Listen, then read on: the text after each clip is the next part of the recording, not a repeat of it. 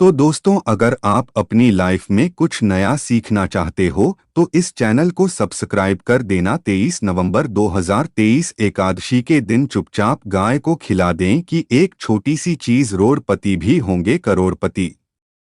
मिलेंगे सभी संकटों और कष्टों से मुक्ति, पितृदोष तुरंत होगा खाता, पूरे साल आपके घर में भरे रहेंगे अन्न धन के कि आपकी साथ कुछ देर तक करेंगे रुपयों पैसों पर राज। जी हाँ दोस्तों, 7 पीढ़ियों तक बैंक बैलेंस बढ़ता चला जाएगा, दुख दूर हो जाएंगे और सुख आपके पास आ जाएंगे, सुख आपके कदम चूमेगी यदि आप 10 सितंबर एकादशी के दिन गाय को यह एक छोटी सी खिला देते हैं, जो कि इस वीडियो में हम आपको बताने वाले हैं। जी हाँ दोस्तों, यकीन मानिए, इस चीज को यदि आप गाय को खिलाते हैं एकादशी के दिन, भगवान विष्णु जी और माता लक्ष्मी बहुत प्रसन्न हो जाएगी। आपके जीवन के जो भी दुख दर्द संकटग्रस्त है, समस्त दुख दर्द संकटों से छुटकारा मिल जाएगा। आप यूं कहें, आपके जीवन से तत्काल गरीबी भी समाप्त हो जाएगी, समस्त दुख दूर होकर सुख आपके कदमों में आ जाएंगी। इतना शुभ संयोग पूरे 500 सालों के बाद बन रहा है।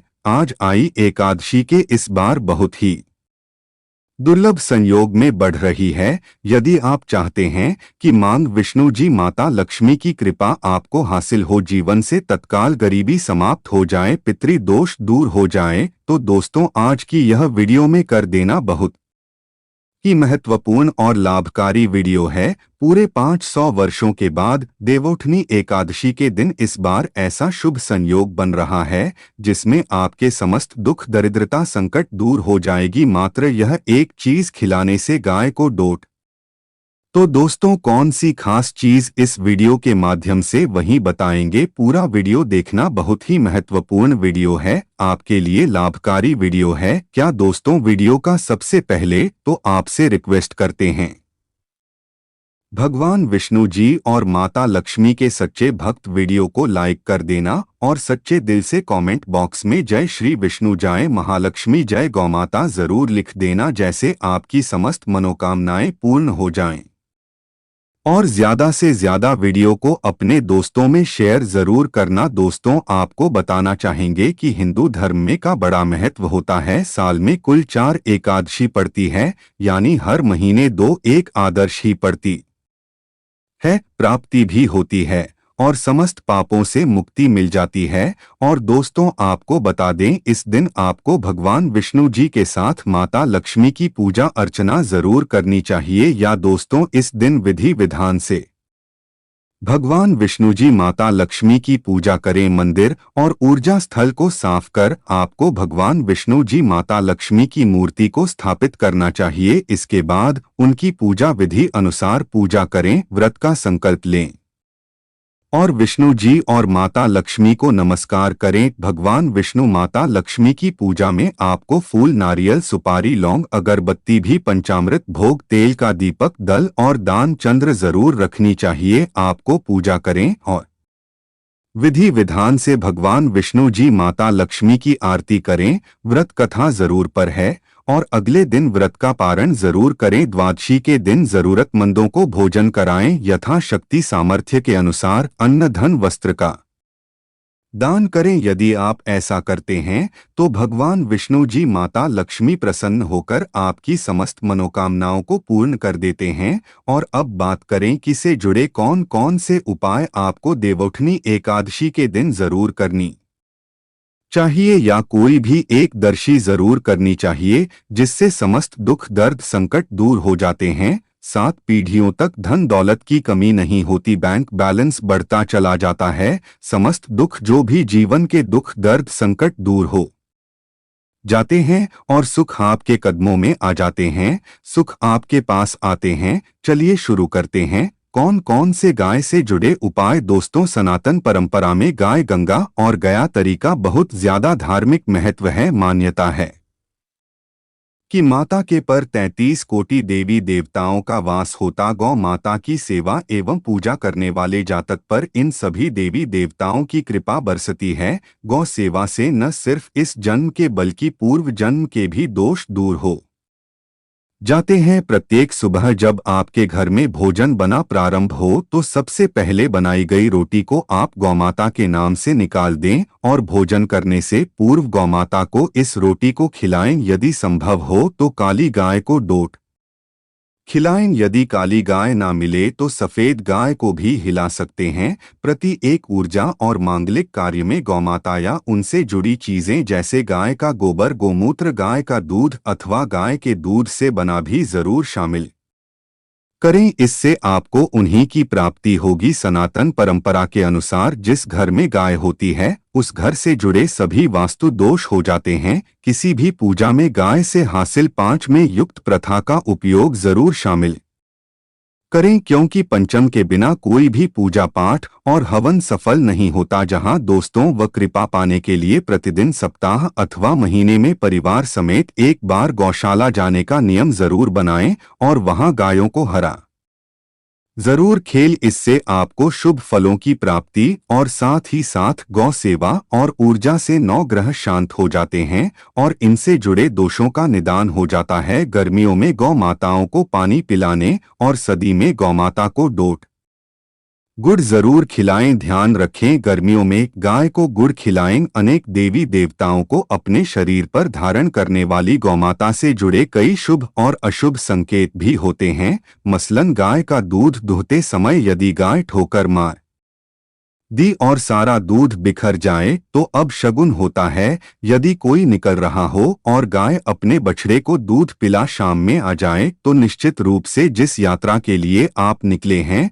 वह यात्रा आपके लिए जरूर ही सफल होगी और वह काम जिसके लिए आप निकले हैं वह जरूर ही होगा। यात्रा पर जाते समय बाएं ओर गए हैं कि आना और रात्रि में गाय की हमकार करना भी शुभ होता है। दोस्तों के साथ ही साथ गाय के साथ आप भूल कर भी यह काम ना करें, अन्यथा मिलता है घोर पाप और जीवन भर की परेशानियां। जी हाँ दोस्तों, गाय को राष्ट्रीय पशु बनाए जाने और इन्हें मौलिक अधिकार दिए जाने की बात है तो सवाल उठता है कि गाय जब भारतीय संस्कृति का अहम हिस्सा है तभी गाय के साथ लोग खराब व्यवहार कैसे करे लेते हैं। गाय दर दर भटकती रहती है, हर पर इन्हें चारा तक लोग नहीं देते का। जब तक दूध देती रहती है तो उनकी सेवा होती है और जैसे ही दूध देना बंद कर देती है तो लोग इन्हें उनकी किस्मत पर छोड़ देते हैं, सड़कों पर और गलियों में भटकने के लिए। ऐसे में गोवंश की जीवों को कोई डंडे से मारता है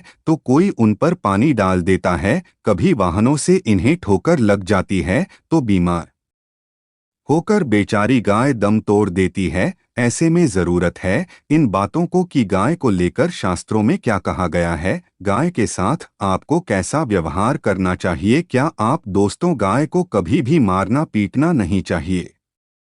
शास्त्रों में गाय को माता का दर्जा दिया गया है। गाय को मारने पीटने वाला माता को मारने पीटने वाले के समान पाप का भागी माना जाता है। ऐसे घरों को नरक लोक में वर्षों तक कष्ट भोगना पड़ता है, अगले जन्म में मिलता है। तथा है कि गौतम मुनि ने गलती से गाय को डंडा मार दिया जिससे गाय की मृत्यु हो गई थी और इस पाप से मुक्ति के लिए इन्हें वर्षों तक तपस्या करने पर भगवान श्री कृष्णा जी ने स्वरूप में आए वृत्तासुर का वध कर दिया था, जिससे मुक्त थी कि या भगवान श्री कृष्णा को संपूर्ण तीर्थों को एक झुंड में बुलाना पड़ा और इस कुंड में स्नान से मुक्त हो गए थे। साथ ही साथ जो लोग पानी पी रहे को भगाते हैं वे घोर पाप के भागी बनकर ना भोगते हैं, ऐसा पुराणों में बताया गया है। जबकि जो लोग गाय के लिए या और 4 आगरा बनवाते हैं वह माँ होते हैं। ऐसे लोग घोर पाप से मुक्त होकर स्वर्ग पाए जाते हैं और बड़े ही धनवान कुंड में जन्म लेकर सुख भोगते हैं। और साथ ही साथ आराम कर रही गाय को कष्ट देकर कभी भी उठाना नहीं चाहिए। कहते हैं कि जिस स्थान पर गायक बैठी है वहां से नकारात्मक ऊर्जा समाप्त हो जाती है। गाय के बैठने की जगह को जो लोग नियमित साफ रखते हैं वे पूर्व जन्म में किए गए जाने अनजाने में पापों से मुक्ति हो जाते हैं और गोलोक में स्थान पाते हैं। गाय को डंडा मारकर उठाना, पानी डालकर उठाने से मनुष्य पाप का भागी है और अगले जन्म में उसे दर्द भटकना पड़ता है। और साथ ही साथ शास्त्रों में बताया गया है कि गाय का दूध उसके बछड़े के लिए होता है। गाय के बछड़े से हुआ दूध ही मनुष्य को लेना चाहिए, परंतु कुछ लोग एक बार गाय को दो लेने के बाद फिर से बछड़े के लिए हुआ दूध भी हो लेते हैं। ऐसा करना घोर पाप कहा जाता है। ऐसे दूध को दोने वाला और ग्रहण करने वाला दोनों ही पाप के भागी बन जाते हैं। दोस्तों, साथ ही साथ शास्त्रों में कहा गया है कि वंश यानी गए गाय और बैल के नहीं बैठना चाहिए, इनके एक पर बैठने से महापाप लगता है। ऐसे लोगों की यातना भोगनी पड़ती है। एकमात्र महादेव के अंश से उत्पन्न नंदी ही गौवंश की है, जिस पर महादेव और महादेवी सवारी करती है, क्योंकि नंदी ने स्वयं अपनी इच्छा से महादेवी की सवारी बनना स्वीकार किया था। और साथ ही साथ शास्त्रों में गाय के दान को बहुत ही महत्व दिया गया है, परंतु ऐसी गाय का दान कभी नहीं करना चाहिए जो बूढ़े और बीमार हो। कठोपनिषद में नचिकेता की कथा भी इस गर्भ में है कि जिस नचिकेता ने पिता द्वारा बूढ़ी गाय को दान करने पर आपत्ति जताई थी, दूध देने और बछड़े सहित जो लोग गाय का दान करते हैं, महान पुण्य को डोट हासिल करके स्वर्ग में स्थान पाते हैं। दोस्तों, साथ ही साथ सूर्य चंद्र मंगल शुक्र की युति राहों से हो तो पितृ दोष होता है। यह भी मान है कि सूर्य का संबंध पिता से एवं मंगल का संबंध रक्त से होने के कारण सूर्य यदि शनि राहु या केतु के साथ स्थित हो या दृष्टि संबंधी हो तथा मंगल की युति राहु या केतु से हो तो पितृ दोष होता है। इस दोष से जीवन संघर्षमय बन जाता है। यदि पितृ दोष हो तो गाय को प्रतिदिन या किसी भी एकादशी, कोई किसी पूर्णिमा के दिन या अमावस्या को रोटी गुड़ चारा आदि खिलाने से पितृदोष समाप्त हो जाता है। साथ ही साथ देसी गाय की पीठ पर जो खुद को बड़ा होता है वह बृहस्पति गुरु है। 8 जन्मपत्री में यदि बृहस्पति नीच राशि मकर में वह सफल होगी। और साथ ही साथ यह संकेत भी जान ले, यदि आप यात्रा पर जा रहे हैं और सामने आपके गाय पर जाए अथवा अपने बछड़े को दूध पिलाती हुई सामने गाय दिखाई दे जाए तो समझ जाना कि वह यात्रा आपके लिए जरूर ही सफल होंगी।